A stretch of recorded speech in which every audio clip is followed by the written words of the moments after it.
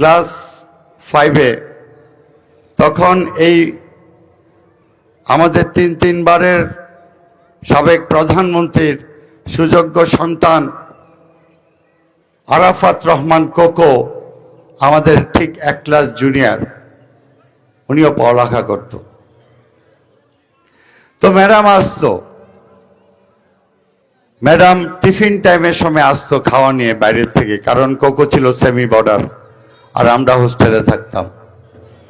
আপনারা বিশ্বাস করুন আর না করুন, আমরা তখন 5-এ পড়ি, কিছুটা জ্ঞান আছে প্রেসিডেন্টের ছেলে বা প্রেসিডেন্ট এর ওয়াইফ বেগম খালেদা জিয়া, তখনও রাজনীতি উনি শুরু করেননি। কোনোদিন বুঝতে পারিনি উনিদের ব্যবহারে, এই জিয়া পরিবারের ব্যবহারে কোনোদিন বুঝতে পারিনি উনিরা ছিল রাষ্ট্র নায়ক শহীদ প্রেসিডেন্ট জিয়াউর রহমানের সুযোগ্য সন্তান বা মমতাময়ী মা আমাদের ম্যাডাম শহীদ প্রেসিডেন্ট জিয়াউর রহমান সাহেবের সহধর্মিণী। উনি এসে বসে থাকত আর আমরা চারিদিক দিয়ে ঘুরতাম। উনি আমাদের বাবা আসো একটু টিফিন খাও বলে আমাদের নলা দিয়ে খাওয়াই দিত। মনে পড়ে অনেক কিছুই, আরো অনেকবার দেখা হয়েছে। উনি ছিল বাংলাদেশের মাটিতে একমাত্র, শুধু বাংলাদেশ বললে ভুল হবে, পৃথিবীর মাটিতে একমাত্র মহিলা নেত্রী, আপসহীন নেত্রী বেগম খালেদা জিয়া। উনি ডিসেম্বরের 30 তারিখে আমাদের এই সকলকে ছেড়ে আল্লাহ তাআলার ডাকে সাড়া দিয়ে এই পৃথিবীর থেকে সরে গেছেন বা চলে গেছেন। ভাইরা আমার, আপনারা একটা জিনিস লক্ষ্য করে দেখবেন, প্রিয় সহযোদ্ধা, উনি কিন্তু স্ব ইচ্ছায় আসেননি এই রাজনীতিতে। উনি এই বাংলাদেশ জাতীয়তাবাদী দলের রাজনীতি এসেছে সাধারণ জনগণের চাহিদা অনুযায়ী।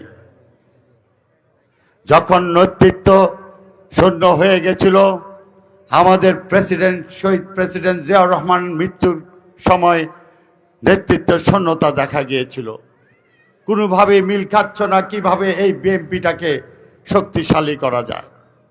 তখনই উনার আগমন।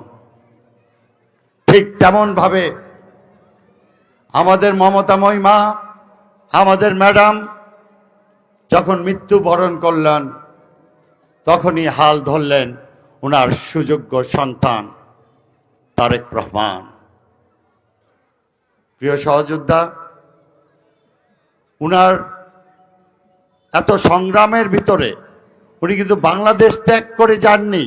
উনি বলেছে আমার ঠিকানা বাংলাদেশ, আমার কোনো ঠিকানা এই পৃথিবীর মাটিতে নাই। উনি আমাদের জন্য উনার জীবন যৌবন সবকিছু বিসর্জন করে দিয়ে গেছেন। প্রেসিডেন্ট জিয়াউর রহমান সাহেব শেষ সময়ে উনি কত বছর ছিলেন? 3.5 বছর আর 4 বছরের মতো। কিন্তু এই ম্যাডাম, এই মমতাময়ী মা, উনি বিএনপিকে এই সাধারণ জনগণের ভোটে তিনবার প্রধানমন্ত্রী হয়েছিলেন। শহীদ প্রেসিডেন্ট জিয়াউর রহমান সাহেবের আদর্শকে উনি ধারণ করে, আমাদের ভিতরে ধারণ করিয়ে উনি যে নেতৃত্ব দিয়েছেন এই বাংলাদেশের মাটিতে,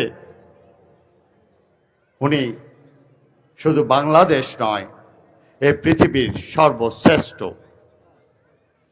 আপসহীন নেত্রী হিসাবে পরিচিত। আমরা গর্বিত, আমরা ওনার অনুসারী। আমরা গর্বিত, আমরা শহীদ প্রেসিডেন্ট জিয়াউর রহমান সাহেবের অনুসারী। আমরা গর্বিত, আমরা তারেক রহমান সাহেবের অনুসারী। আমরা যারা বাংলাদেশ জাতীয়তাবাদী বিশ্বাসী, তারা যেন এই আদর্শকে বুকে ধারণ করে মৃত্যুর আগ পর্যন্ত আমরা বিএনপি করতে পারি। সর্বোপরি আমরা মহান আল্লাহ তাআলার কাছে দোয়া করি